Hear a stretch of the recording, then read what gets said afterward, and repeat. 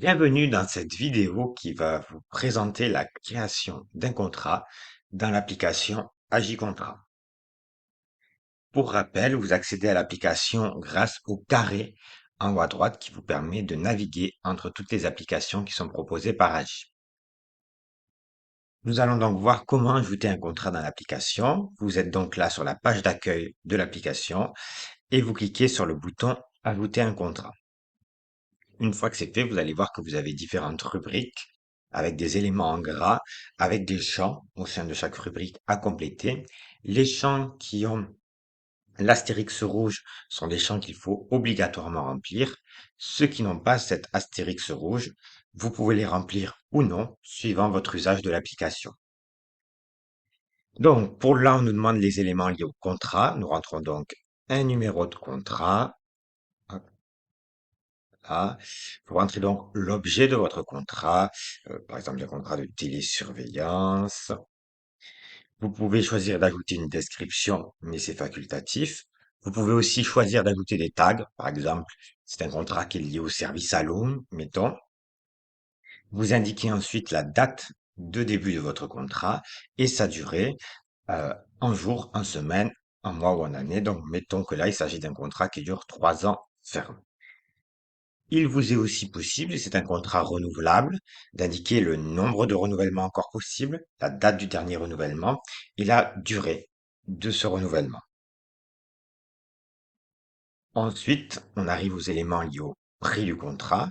On vous demande donc d'indiquer un montant et vous pouvez aussi inscrire la formule de révision du prix, ce qui vous permet d'avoir toutes les informations d'Agicontrat et de ne plus avoir à fouiller dans les documents papier. Ensuite, on arrive aux éléments liés aux fournisseurs.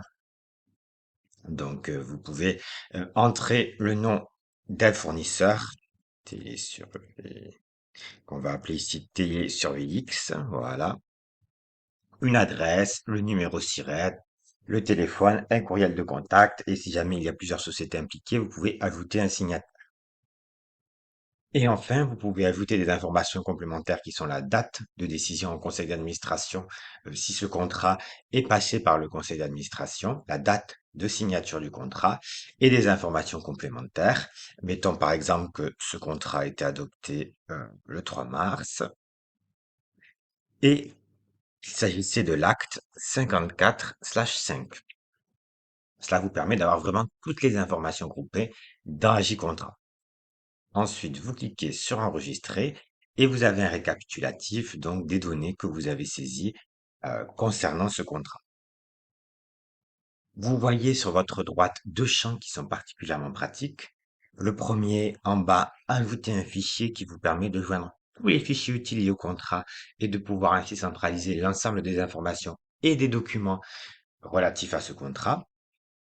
Et enfin, au-dessus, le bouton Ajouter une alerte. Si vous cliquez sur Ajouter une alerte, vous allez pouvoir définir une alerte, par exemple fin du contrat de télésurveillance. Et ensuite, vous mettez soit une date fixe, hein, en choisissant dans le calendrier, soit vous pouvez mettre une date relative, par exemple avant le début du contrat ou avant la fin du contrat.